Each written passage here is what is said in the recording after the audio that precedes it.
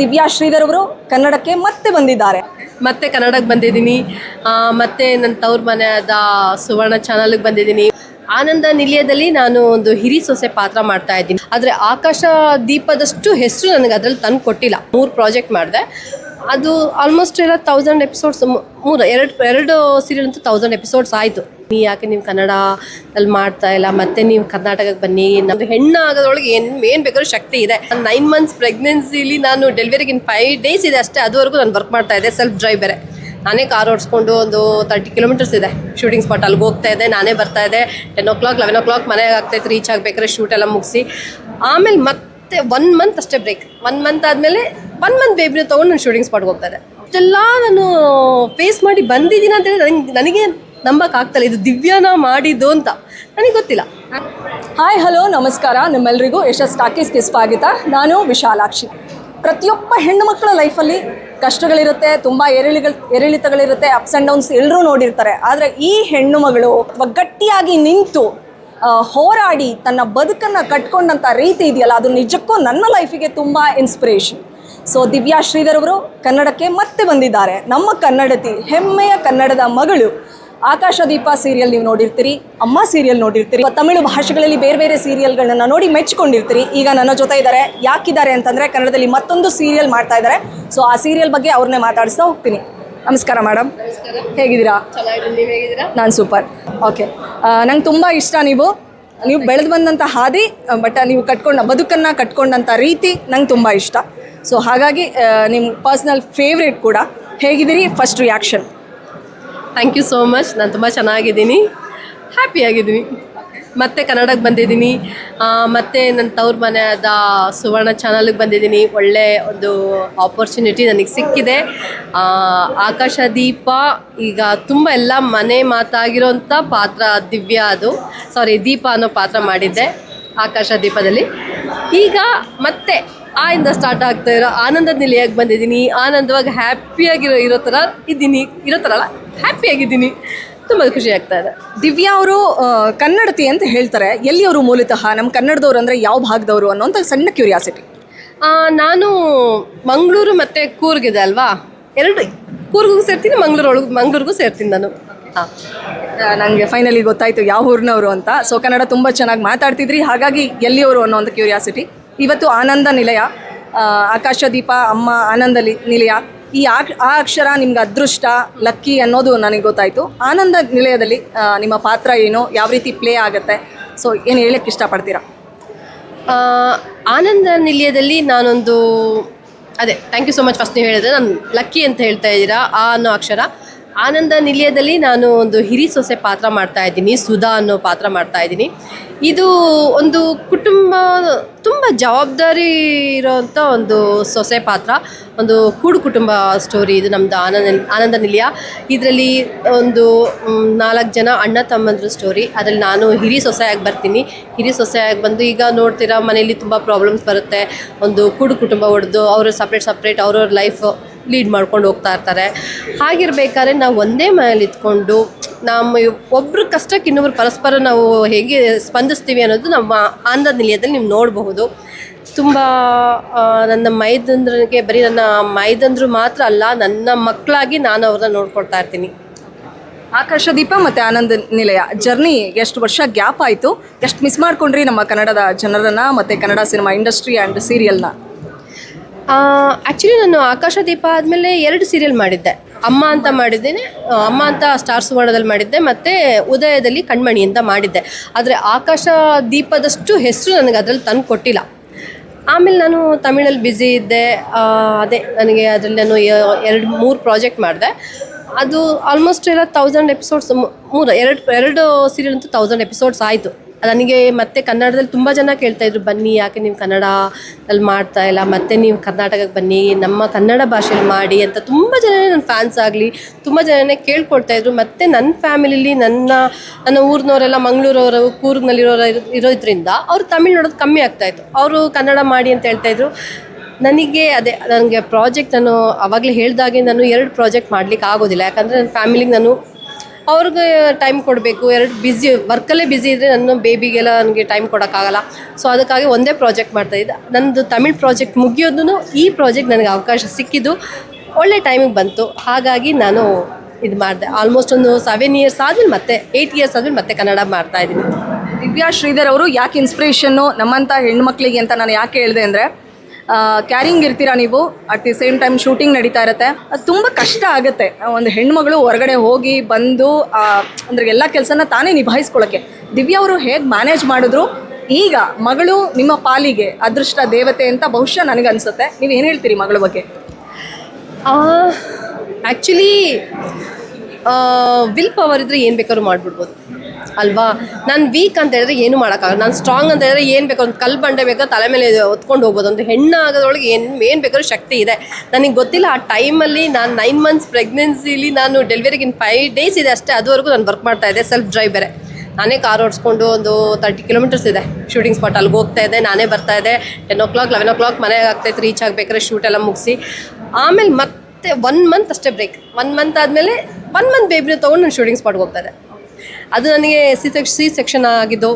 ನನಗೇನು ಅನಿಸ್ತಾ ಆ ಟೈಮ್ ಇವಾಗ ಹೇಗೆ ಹೋಯ್ತು. ನಾನು ಇಷ್ಟೆಲ್ಲ ನಾನು ಫೇಸ್ ಮಾಡಿ ಬಂದಿದ್ದೀನಿ ಅಂತೇಳಿ ನನಗೆ ನಂಬಕ್ಕಾಗ್ತಾಯಿಲ್ಲ. ಇದು ದಿವ್ಯಾನ ಮಾಡಿದ್ದು ಅಂತ ನನಗೆ ಗೊತ್ತಿಲ್ಲ. ನಾನು ಸೋಷಿಯಲ್ ಮೀಡಿಯಾ ಥ್ರೂ ನೋಡ್ತಾನೆ ಇದ್ದೆ.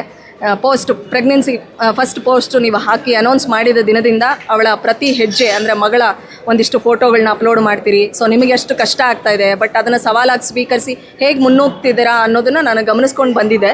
ಸೊ ಹಾಗಾಗಿ ಹೇಳ್ತಾ ಇದ್ದೀನಿ, ಆ ಜರ್ನಿ ನಿಮಗೆ ಕಷ್ಟ ಆಗಿಲ್ಲ ಅಂತ ಹೇಳಿದ್ರಿ. ಬಟ್ ಶೂಟಿಂಗ್ ಸೆಟ್ಟಲ್ಲಿ ಆ ಮಗುನ ಎತ್ಕೊಳ್ತಾ ಇದ್ರು ಕೋ ಸ್ಟಾರ್ಗಳು, ಬೇರೆಯವರೆಲ್ಲ ನೋಡ್ಕೊಳ್ತಾ ಇದ್ರು. ಸೊ ಏನು ಹೇಳ್ತೀರಿ, ಎಷ್ಟು ಗ್ರೇಟ್ಫುಲ್ ಆಗಿದ್ರಿ ಆ ತಂಡಕ್ಕೆ, ಅಂದರೆ ಚೆನ್ನೈ ಸೀರಿಯಲ್ ತಂಡಕ್ಕೆ? ಅಯ್ಯೋ, ಅದು ನಾನು ಅವ್ರಿಗೆ ಎಷ್ಟು ಕೃತಜ್ಞತೆ ಹೇಳಿದ್ರೂ ಸಾಕಾಗಲ್ಲ. ಯಾಕಂತ ಹೇಳಿದ್ರೆ ನೋಡಿ, ನಾನಿವಾಗ ವರ್ಕ್ ಮಾಡ್ತಾ ಇದ್ದೀನಿ ಅಂತ ಹೇಳಿದ್ರೆ ನನ್ನ ಕೋ ಆರ್ಟಿಸ್ಟ್ ಆಗ್ಬೋದು. ನನ್ನ ಟೀಮ್ ಸಪೋರ್ಟ್ ಇಲ್ಲದೇ ಇದ್ದಿದ್ರೆ ನಾನು ಖಂಡಿತ ಮಾಡೋಕ್ಕೆ ಆಗ್ತಾನೇ ಇರಲಿಲ್ಲ. ಅವ್ರು ಯಾವ ಬೇಕಾದ್ರೂ ನನ್ನ ರೀಪ್ಲೇಸ್ ಮಾಡ್ಬೋದಿತ್ತು. ಇಲ್ಲ, ನನಗೋಸ್ಕರ ಅವ್ರ ಸ್ಟೋರಿನೇ ಚೇಂಜ್ ಮಾಡ್ತಾರೆ. ಆ್ಯಕ್ಚುಲಿ ಇದ್ದಿದ್ದ ಸ್ಟೋರಿ ಅದಲ್ಲ, ನನ್ನ ಕತೆ, ನಾನು ಮಾಡ್ತಿರೋ ಸೀರಿಯಲ್ದು. ಅದು ನಾನು ಯಾವಾಗ ಕನ್ಸೀವ್ ಆದೆ, ನನಗೆ ಯಾವ ಥರ ಬೇಕು ಅಂತ ಚಾನಲಲ್ಲಿ, ಅಷ್ಟು ದೊಡ್ಡ ಚಾನಲ್ ಸನ್ ನೆಟ್ವರ್ಕಲ್ಲಿ ಮಾಡಬೇಕು ಅಂತ ಹೇಳಿದ್ರೆ ಅವ್ರು ಸೇವಂತಿ ಅವರು ಚಾನಲ್ ಇದು ಮಾಡಿ ಸ್ಟೋರಿ ಚೇಂಜ್ ಮಾಡಿ ನಂದು ಆ ಪಾತ್ರ ಸೇವಂತಿ ಅನ್ನೋ ಪಾತ್ರ ಅವಳು ಕನ್ಸೀವ್ ಆಗಿದ್ದಾಳೆ ಅಂತ ಮಾಡಿ, ಅದು ರಿಯಲ್ ಪ್ರೆಗ್ನೆಂಟ್ ಇರೋ ಅಂತ ಸೀಕ್ವೆನ್ಸನ್ನೇ ಅವರು ಸೀರಿಯಲ್ ಬಳಸ್ಕೊಂಡು ಮಗಳು ಕೂಡ ಆ್ಯಕ್ಟ್ ಮಾಡಿದ್ದಾಳೆ. ಮಗಳು ಹೊಟ್ಟೆಲ್ ಇರ್ಬೇಕಾದ್ರೆ ಮಾಡಿದ್ಲು, ಆದರೆ ಬೇಬಿ ಆ್ಯಕ್ಟ್ ಮಾಡಿದ ಹೊಟ್ಟೆಲ್ ಇರ್ಬೇಕಾದ್ರೆ ಮಾಡಿದ್ದಾಳೆ. ಆದರೆ ಅದು ನಾನು ಹೆಂಗೆ ಪರ್ಫಾರ್ಮ್ ಮಾಡ್ತಾಯಿದ್ದೆ, ಇವಾಗ ಮನೇಲೆಲ್ಲ ಡ್ರಾಮಾ ಬರ್ತಾ ಇದೆ ಅವಳದು. ಸ್ವಲ್ಪ ಓವರಾಗಿ ಆಡೋದು, ಸ್ವಲ್ಪ ಡ್ರಾಮಾ ಎಲ್ಲ ಅವಳಿಗೆ ಇವಾಗೆಲ್ಲ ಇದೆ. ಆದರೆ ಅವರು ಸಪೋರ್ಟ್ ಇಲ್ಲದೆ ಇದ್ದಿದ್ರೆ ನನಗೆ ತುಂಬಾ ಕಷ್ಟ ಆಗ್ತಾಯಿತ್ತು. ಒಬ್ಳಿಂದನೇ ಸಾಧ್ಯ ಆಗ್ತಾ ಇರಲಿಲ್ಲ. ನಿಮ್ಮ ಮಗಳ ಹೆಸರು ಏನು ಮ್ಯಾಮ್? ಎಷ್ಟು ವರ್ಷ ಅವಳಿಗೆ? I think 4 years 3 years. ನನ್ನ ಮಗಳ ಹೆಸರು ಪ್ರಯುಷಿ, ಅವಳಿಗೆ ಇವಾಗ 3 ವರ್ಷ. ಪ್ರಯುಷಿ ಮೀನಿಂಗ್ ಏನು ಅಂತ ಹೇಳ್ಬೋದಾ? ಪ್ರಯುಷಿ ಅಂತ ಹೇಳಿದ್ರೆ ಕ್ಲಾರಿಟಿ. ಆ ಪರ್ಟಿಕ್ಯುಲರ್ ಅದನ್ನೇ ಇಡೋದಕ್ಕೆ ಒಂದು ರೀಸನ್ ಇರುತ್ತೆ. ಅಂದರೆ ಬದುಕಲ್ಲಿ ಒಂದು ಕ್ಲಾರಿಟಿ ಇಟ್ಕೊಂಡು ಬದುಕಬೇಕು ಅನ್ನುವಂಥ ಆಶಾ ಭಾವನೆಯಿಂದ ನೀವು ಮಗಳಿಗೆ ಆ ಹೆಸರನ್ನ ಚೂಸ್ ಮಾಡಿದ್ರಿ ಅಂತ ಕಾಣಿಸುತ್ತೆ. ಏನು ಹೇಳ್ತೀರಿ? ಹೌದು, ನಾನು ತುಂಬಾ ನೋಡಿದೆ, ತುಂಬಾ ಹುಡುಕಿದೆ ಯಾವ ಹೆಸರು ಇಡಬೇಕು ನೋಡಿ. ಒಂದು ಹೆಸರು ಅಂತ ಹೇಳೋದು ಅವ್ರು ಸಾಯೋವ್ರಿಗೂ ಅದಿರುತ್ತೆ ಆ ಹೆಸರು. ನಾವು ಅದು ಇಡಬೇಕಾದ್ರೆ ಅಮ್ಮ ನನಗೆ ಯಾಕೆ ಈ ಥರ ಹೆಸರು ಇಟ್ಲು ಅಂತ ದೊಡ್ಡವರಾದ್ಮೇಲೆ ಅವರು ಫೀಲ್ ಮಾಡಬಾರ್ದಲ್ವ. ನಾನು ತುಂಬ ಯೋಚನೆ ಮಾಡಿ ಏನು ಅದು ಮೀನಿಂಗ್ಫುಲ್ ಆಗಿರಬೇಕು ಆ ಹೆಸರು, ಯಾವುದೋ ಒಂದು ಇಡಬಾರ್ದು ಅಂತ ಹೇಳ್ಬಿಟ್ಟು ತುಂಬ ಹುಡುಕಿ ಒಂದು ಸಾಂಸ್ಕ್ರಿತಿಂದ ನಂಗೆ ಆ ಹೆಸರು ಸಿಕ್ತು, ಕ್ಲಾರಿಟಿ. ಸೂಪರ್ ಇದೆ ಓಕೆ ಇಟ್ಕೊಳ್ಳೋಣ ಅಂತ ಅನಿಸ್ತು. ಓಕೆ, ಕನ್ನಡದ ಹೆಣ್ಮಗಳು ಚೆನ್ನೈನಲ್ಲಿ ಹೋಗಿ ಕೆಲಸ ಮಾಡ್ತಾರೆ, ಮತ್ತು ಆದರೆ ಮಗಳಿಗೆ ಮಾತ್ರ ಸಂಸ್ಕೃತದ ಹೆಸರನ್ನೇ ಇಡ್ತಾರೆ. ಇದು ಕನ್ನಡತನ, ನಮ್ಮ ಭಾಷೆ ಮೇಲೆ ಅವ್ರಿಗಿರ್ತಕ್ಕಂಥ ಪ್ರೀತಿ ಅಂತ ಹೇಳ್ಬೋದು. ಆನಂದ ನಿಲಯ ಮ್ಯಾಮ್ ಕಮ್ಬ್ಯಾಕ್ ಮಾಡಿದ್ರಿ, ದೊಡ್ಡ ಮಟ್ಟಕ್ಕೆ ಹೆಸರು ಬರಲಿ ಇದರಿಂದ. ಎಷ್ಟು ಮಿಸ್ ಮಾಡ್ಕೊಂಡ್ರಿ ಅದನ್ನಾದರೂ ಹೇಳಿ ಕನ್ನಡ ನಾನು ತುಂಬಾ ಮಿಸ್ ಮಾಡ್ಕೊಳ್ತಾ ಇದ್ದೀನಿ. ಇನ್ನೊಂದೇನು ಅಂತ ಹೇಳಿದ್ರೆ ನಮ್ಮ ಮನೇಲಿ ಮಾತಾಡೋದು ಕನ್ನಡನೇ. ನನ್ನ ಮಗಳಿಗೆ ತಮಿಳ್ ಗೊತ್ತಿಲ್ಲ. ಓಕೆ, ಅವಳಿಗೂ ಕನ್ನಡನೇ ಮಾತಾಡೋದು, ಮನೇಲೆಲ್ಲರೂ ಕನ್ನಡನೇ ಮಾತಾಡೋದು. ನನ್ನ ಡ್ಯಾಡ್ ತುಂಬ ಮಿಸ್ ಮಾಡ್ಕೊಳ್ತಾ ಇದ್ರು. ನಾನು ಫಸ್ಟ್ ಇನ್ನೊಂದೇನು ಅಂತ ಹೇಳಿದ್ರೆ, ನಾನು ಕನ್ನಡ ಪ್ರಾಜೆಕ್ಟ್ ಮಾಡೋಕ್ಕೆ ಮೇಯ್ನ್ ರೀಸನ್ ನನ್ನ ಪಪ್ಪ. ಅವರು ನೀನು ಕನ್ನಡ ಮಾಡು, ನಮ್ಮ ಫ್ಯಾಮಿಲಿ ಇರೋದೆಲ್ಲ ಕರ್ನಾಟಕದಲ್ಲಿ, ನೀನು ಕನ್ನಡ ಮಾಡು ಅಂತ ಹೇಳಿದಕ್ಕೆ ಓಕೆ. ಅದೇ ಟೈಮಿಗೆ ಇದು ಕತೆ ಬಂತಲ್ಲ, ನಾನು ಅದಕ್ಕೆ ಒಪ್ಕೊಂಡೆ. ನಾನು ತುಂಬಾ ಮಿಸ್ ಮಾಡ್ಕೊಳ್ತಾ ಇದ್ದೆ. ಇನ್ನೊಂದೇನು ಅಂತ ಹೇಳಿದ್ರೆ, ಅಲ್ಲಿ ಪ್ರಾಂಪ್ಟ್ ಆಗಿರೋದ್ರಿಂದ ನನಗೆ ಬೇರೆಯವ್ರ ವಾಯ್ಸ್ ಕೊಡ್ತಾಯಿದ್ರು. ಇದು ನಾನು ಹೇಳಿ ಇವಾಗ ನನ್ನ ವಾಯ್ಸ್ ನಾನು ಕೇಳಬೇಕಾದ್ರೆ 7 yearsಯಿಂದ ನನ್ನ ವಾಯ್ಸ್ ಕೇಳಿಲ್ಲ ಅಲ್ಲ. ಬೇರೆಯವ್ರು ನಾನು ನಟಿಸ್ತಾ ಇದ್ದೀನಿ, ಬೇರೆಯವ್ರ ವಾಯ್ಸ್ ಕೇಳ್ತಿದ್ದೆ. ಇವಾಗ ನಾನು ಕೇಳಬೇಕಾದ್ರೆ ವಾವ್, ಇದು ಆ್ಯಕ್ಟಿಂಗ್ ಅಂತ ಹೇಳಿದ್ರೆ ನಾವು ಲೈವ್ ಆಗಿ ಪರ್ಫಾರ್ಮ್ ಮಾಡ್ತೀವಲ್ಲ ಅದು ನಿರಂತರ ಖುಷಿ. ಫೈನಲ್ ವರ್ಡ್ಸ್, ಆನಂದ ನೆಲೆಯ ಟೈಟಲ್ ಕೇಳಿದಾಗ ಕೂಡು ಕುಟುಂಬ, ಎಲ್ಲರೂ ಫ್ಯಾಮಿಲಿ ಜೊತೆಯಾಗಿರೋದು, ಗಂಡ ಹೆಂಡತಿ ಅತ್ತೆ ಮಾವ ಎಲ್ಲರೂ ಫ್ಯಾಮಿಲಿ ಸಮೇತ. ಏನಾದರೂ ಪರ್ಸ್ನಲ್ ಲೈಫ್ನ ಮಿಸ್ ಮಾಡ್ಕೊಳ್ತೀರಾ ಅಥವಾ ಇಲ್ವಾ? ಪರ್ಸ್ನಲ್ ಲೈಫ್ ಖಂಡಿತ ನಾನು ಮಿಸ್ ಮಾಡ್ಕೊಳ್ತಾ ಇದ್ದೀನಿ. ಕೂಡು ಕುಟುಂಬ ಅಂತ ಆನಂದ ನಿಲಯ, ಆನಂದ ಆ ಟೈಟ್ಲಲ್ಲಿ ಆನಂದ ನಿಲಯ ಇರೋ ಥರ ಮನೇಲೂ ತುಂಬ. ನಾನು ಅಷ್ಟೇ ಶೂಟಿಂಗ್ ಸ್ಪಾಟಿಗೆ ಬಂದರೆ ನನಗಿದು ನಂದಿದು ಸೀರಿಯಲ್ ಶೂಟಿಂಗ್ ಫ್ಯಾಮಿಲಿ ಅಂತ ಅನಿಸೋದೇ ಇಲ್ಲ. ಇದು ನಾನು ರಿಯಲ್ ಫ್ಯಾಮಿಲಿ ಥರನೇ ಫೀಲ್ ಮಾಡ್ತಾ ಇದ್ದೀನಿ. ಬಂದಾಗೆ ಒಂಥರ ಪಾಸಿಟಿವ್ ವೈಬ್. ಶೂಟಿಂಗ್ ಸ್ಪಾಟಿಗೆ ಒಂದು ಹೆಜ್ಜೆ ಇಟ್ಟಾಗೆ ಒಂಥರ ಪಾಸಿಟಿವ್ ಆಗಿರುತ್ತೆ ನಮ್ಗೆ. ಯಾಕಂದರೆ ಮಾರ್ನಿಂಗ್ 7:30 ಶೂಟಿಂಗ್ ಸ್ಪಾಟಿಗೆ ಬಂದರೆ 9ವರೆಗೂ ವರ್ಕ್ ಮಾಡಬೇಕಾಗತ್ತೆ. ಹಾಗಂತ ಹೇಳ್ಬಿಟ್ಟು ಸುಮ್ಮನೆ ಅಯ್ಯೋ ಮುಗಿದ್ರೆ ಸಾಕಪ್ಪ, ಮನೆಗೆ ಹೋದರೆ ಸಾಕಪ್ಪ ಆ ಥರ ನನಗೆಲ್ಲೂ ಅನ್ನಿಸ್ಲೇ ಇಲ್ಲ. ನನಗೆ ಅಮ್ಮ ಸಿಕ್ಕಿದ್ದಾರೆ ಇಲ್ಲಿ, ಮತ್ತು ಇವ್ರ ಬ್ರದರ್ಸ್ ಸಿಕ್ಕಿದ್ದಾರೆ. ಎಷ್ಟು ಖುಷಿಯಾಗಿ ವರ್ಕ್ ಮಾಡ್ತಾ ಇದ್ದೀವಿ ಅಂತ ಆ ಟಯರ್ಡ್ ನಾವು ಎಷ್ಟೇ ವರ್ಕ್ ಮಾಡಿದ್ರು ಆ ಟಯರ್ಡ್ ಗೊತ್ತೇ ಆಗೋದಿಲ್ಲ. ಆ ಥರ ಒಂದು ಒಳ್ಳೆ ಫ್ಯಾಮಿಲಿ ಸಿಕ್ಕಿದೆ. ಇನ್ನೊಂದು ಏನು ಮಿಸ್ ಮಾಡ್ಕೊಳ್ತಾ ಇದ್ದೀನಿ ಅಂತ ಹೇಳಿದ್ರೆ, ನನ್ನ ಅಮ್ಮನ ಮಿಸ್ ಮಾಡ್ಕೊಳ್ತಾ ಇದ್ದೀನಿ. ನನ್ನ ಅಮ್ಮ ಇತ್ತೀಚೆಗೆ 2 ವರ್ಷ ಆಯಿತು ತೀರ್ಕೊಂಡು. ನಮ್ಮ ಅಮ್ಮನ ಮಿಸ್ ಮಾಡ್ಕೊಳ್ತಾ ಇದ್ದೀನಿ. ನನ್ನ ಅಮ್ಮ ಇದ್ದಿದ್ರೆ ನನಗಿವಾಗ ನಾನು ಮತ್ತೆ ಕನ್ನಡ, ಯಾಕಂದರೆ ಪ್ರತಿಯೊಂದು ಎಪಿಸೋಡ್ ನೋಡಿ ಅವರು ಒಂದು ಫಸ್ಟ್ ಆಡಿಯನ್ಸ್ ಆಗ್ತಾಯಿದ್ರು ನಮ್ಮಮ್ಮ. ಇದು ಚೆನ್ನಾಗಿಲ್ಲ, ನೀನು ಹಿಂಗೆ ಮಾತಾಡಬೇಕಿತ್ತು, ಈ ಕಾಸ್ಟ್ಯೂಮ್ ಚೆನ್ನಾಗಿಲ್ಲ, ಇದು ಪರ್ಫಾರ್ಮ್ ಮಾಡ್ತಾಯಿಲ್ಲ. ಯಾಕಂದರೆ ಎಲ್ಲ ಹೇಳ್ತಾಯಿದ್ರು. ನನ್ನ ಜೊತೆ ಅವ್ರು ಶೂಟಿಂಗ್ ಬರ್ತಾಯಿದ್ರು, ಕನ್ನಡ ಮಾಡ್ತಿರ್ಬೇಕಾದ್ರೆ. ತಮಿಳ್ ಮಾಡಬೇಕಾದ್ರೂ ನನ್ನ ಅಮ್ಮ ನನ್ನ ಜೊತೆ ಬರ್ತಾಯಿದ್ರು ಶೂಟಿಂಗ್ ಸ್ಪಾಟ್ಗೆ. ಆಗಿರ್ಬೇಕಾದ್ರೆ ನಾನು ನನ್ನ ಅಮ್ಮನ ಮಿಸ್ ಮಾಡ್ಕೊಳ್ತಾ ಇದ್ದೀನಿ. ನಾನು ಅದಕ್ಕೆ ಆ ಚಿತ್ಕಲಾ ಅಮ್ಮನ ಜೊತೆ ಸ್ವಲ್ಪ ತುಂಬಾ ಕ್ಲೋಸ್ ಆಗಿದ್ದೀನಿ. ನಂಗೆ ಅವ್ರು ನೋಡ್ಬೇಕಾದ್ರೆ ನನಗೆ ನನ್ನ ಅಮ್ಮನ ಫೀಲ್ ಆಗುತ್ತೆ. ಅಮ್ಮನ ಪ್ರತಿರೂಪ ಮಗಳ ಅಂತ. ಹೌದು ಹೌದು, ಅವಳು ನೋಡೋಕ್ಕೆ ಸ್ವಲ್ಪ ನನ್ನ ಅಮ್ಮನ ಥರನೇ ಇದ್ದಾಳೆ. ಸುಮ್ಮನೆ ಏನೋ ಗೊತ್ತಿಲ್ಲ, ಅಮ್ಮ ತೀರ್ಕೊಂಡಾದ್ಮೇಲೆ ನನ್ನ ಮಗುಗೆ 1 ಇಯರ್ ಆಗಿತ್ತಷ್ಟೇ ನಮ್ಮಮ್ಮ ತೀರ್ಕೊಂಡಾವಾಗ.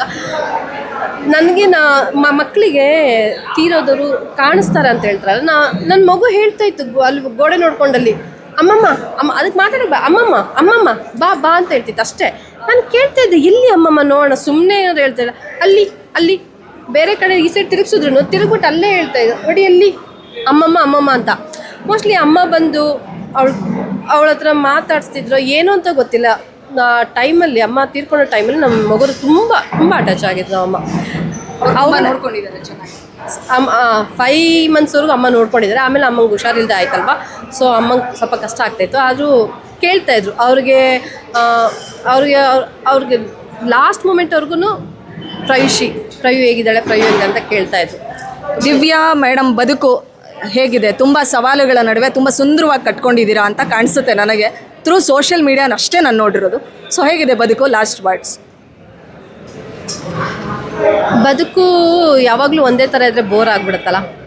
ಸ್ವಲ್ಪ ಅಪ್ ಆ್ಯಂಡ್ ಡೌನ್ಸ್ ಎಲ್ಲ ಬರಬೇಕು. ಇವಾಗಲೇ ನಾನು ಕಷ್ಟಗಳನ್ನೆಲ್ಲ ಇವಾಗಲೇ ಫೇಸ್ ಮಾಡಿದ್ರೆ ಫ್ಯೂಚರಲ್ಲಿ ಏನು ಬಂದರೂ ಫೇಸ್ ಮಾಡ್ಬೋದು. ಇವಾಗ ನಾನು ಏನು ಬರುತ್ತವೆ ಫೇಸ್ ಮಾಡಿಬಿಡೋಣ, ನನಗೇನು ಅಷ್ಟು ಇವಾಗ ನಾನು ಯಾವುದು ಸೀರಿಯಸ್ ಆಗಿ ತೊಗೊಳೋದಿಲ್ಲ. ಹ್ಯಾಪಿಯಾಗಿದ್ದೀನಿ. ಇನ್ನೊಂದು ಅಂತ ಹೇಳಿದ್ರೆ ಎಲ್ಲ ನಾನು ಪ್ರೌಡಾಗಿ ಫೀಲ್ ಮಾಡ್ತೀನಿ. ಇವಾಗ ನೀವು ಹೇಳಿದ್ರಲ್ಲ, ನಿಮಗೆ ನನ್ನ ಒಂದು ರೋಲ್ ಮಾಡೆಲ್ ಅಂತ ನೀವು ಅಂದ್ಕೊಂಡು ಪ್ರತಿಯೊಬ್ಬರ ಹತ್ರ ಬಂದು ಹೇಳಬೇಕಾದ್ರೆ, ಇನ್ನೊಂದೇನು ಅಂತ ಹೊರಗಡೆ ಯಾರೇ ಹೋಗ್ಬೇಕಾದ್ರೂ, ಇವಾಗ ನಂದು ಸ್ಟೇಟ್ ಕರ್ನಾಟಕ ಆದ್ರೂ ತಮಿಳ್ನಾಡಿಗೆ ಹೋಗುವಾಗ ಅಲ್ಲಿ ದೊಡ್ಡವ್ರು ಬಂದು ನನಗೆ ಆಶೀರ್ವಾದ ಮಾಡ್ತಾರೆ, ನೀನು ಚೆನ್ನಾಗಿರ್ತೀಯಮ್ಮ. ಅದಕ್ಕಿಂತ ಬೇರೆ ದೊಡ್ಡ ಬ್ಲೆಸ್ಸಿಂಗ್ಸ್ ಏನು ಬೇಕು ಹೇಳಿ? ನೀನು ನನ್ನ ಮಗಳು, ನಿನಗೆ ನೀನು ಕಣ್ಣೀರು ಹಾಕಿದ್ಯಾ, ನೀನು ಏನಿದ್ರು ಚೆನ್ನಾಗಿರ್ತೀಯ. ಎಲ್ಲೋದು ಅಷ್ಟೇ, ನೀನು ನನ್ನ ರೋಲ್ ಮಾಡೆಲ್. ಎಲ್ಲರೂ ನನ್ನ ಫ್ಯಾನ್ಸ್ ಆಗಲಿ ಎಷ್ಟು ಸಪೋರ್ಟ್ ಮಾಡ್ತಾರೆ, ಎಷ್ಟು ಆಶೀರ್ವಾದ ಸಿಕ್ಕಿದೆ, ಅದು ನನ್ನ ಮಗು ಹೋಗುತ್ತಲ್ಲ, ನನ್ನ ಮಕ್ಕಳು ಹೋಗುತ್ತಲ್ಲ, ಅದು ಸಾಕು. ಕನ್ನಡ ತಮಿಳು ಎರಡೇ ಮಾಡ್ತಾ ಇರೋದು? ಹೌದು. ಸಿನಿಮಾ ಮತ್ತು ಸೀರಿಯಲ್? ಸಿನಿಮಾ ಇಲ್ಲ, ನಾನು ಸೀರಿಯಲ್ಲೇ ಮಾಡಿರೋದು. ಸ್ಟಾರ್ಟಿಂಗಲ್ಲಿ ಮಾತ್ರ ನಾನು ಸಿನಿಮಾ ಮಾಡಿದ್ದೆ. ಈಗ ಮತ್ತೆ ನಾವು ಕನ್ನಡದಲ್ಲಿ ಸಿನಿಮಾದಲ್ಲಿ ಎಕ್ಸ್ಪೆಕ್ಟ್ ಮಾಡ್ಬೋದಾ? ಗೊತ್ತಿಲ್ಲ ಮೇಡಮ್. ಅವಕಾಶಗಳು ಬಂದರೆ ಮಾಡಿ. ಅವಕಾಶ ಬಂದರೆ ಮಾಡ್ತೀನಿ. ಒಳ್ಳೆ ರೋಲ್ ಬಂದರೆ ಖಂಡಿತ ಮಾಡ್ತೀನಿ. Thank you so much madam. Thank you so much. Thank you. ನಿಮ್ಮ ಕ್ವಾಲಿಟಿ ಟೈಮ್ನ ನಂಗೆ ಕೊಟ್ಟಿದ್ದಕ್ಕೆ ಥ್ಯಾಂಕ್ ಯು. ನೀವು ಚೆನ್ನಾಗಿರಬೇಕು ಅನ್ನೋದಷ್ಟೇ ನನ್ನ ವೈಯಕ್ತಿಕವಾಗಿ ನನ್ನ ಆಸೆ ಕೂಡ. Thank you so much. Thank you. ಇದಿಷ್ಟು ದಿವ್ಯಾ ಶ್ರೀಧರ್ ಮೇಡಮ್ ಅವ್ರ ಮಾತುಗಳಾಗಿತ್ತು. ಇವ್ರನ್ನ ಮಾತಾಡಿಸ್ಬೇಕು ಅನ್ನೋದು ನನ್ನ ಕನಸಾಗಿತ್ತು. 2021 2022 ಇಂದ 26 ಅದು ನೆರವೇರಿದೆ. ತುಂಬ ಲಕ್ಷ್ಮವಾಗಿದ್ದಾರೆ. ಮಗಳನ್ನ ತುಂಬ ಚೆನ್ನಾಗಿ ಮುದ್ದಾಗಿ ಸಾಕ್ತಾ ಇದ್ದಾರೆ. ಇವ್ರಿಗೆ ಆದಷ್ಟು ಸಾಕಷ್ಟು ಅವಕಾಶಗಳು ಬರಬೇಕು, ಬದುಕಲ್ಲಿ ತುಂಬ ಎತ್ತರಕ್ಕೆ ಇವ್ರು ಹೋಗಬೇಕು ಅನ್ನೋದು ವೈಯಕ್ತಿಕವಾಗಿ ನನ್ನ ಆಸೆ, ಅಭಿಲಾಷೆ. ಇದಾಗಿತ್ತು ಇವತ್ತಿನ ಒಂದು ಸ್ಮಾಲ್ ಚಿಟ್ಚಾಟ್. ಮತ್ತೊಂದು ಚಿಟ್ಚಾಟ್ ಜೊತೆ ನಾನು ನಿಮ್ಮ ಮುಂದೆ ಹಾಜರಾಗ್ತೀನಿ. ಅಲ್ಲಿವರೆಗೂ ಸ್ಟೇ ಟ್ಯೂನ್ ಅಂತ ಹೇಳ್ತಾ thank you so much. Bye.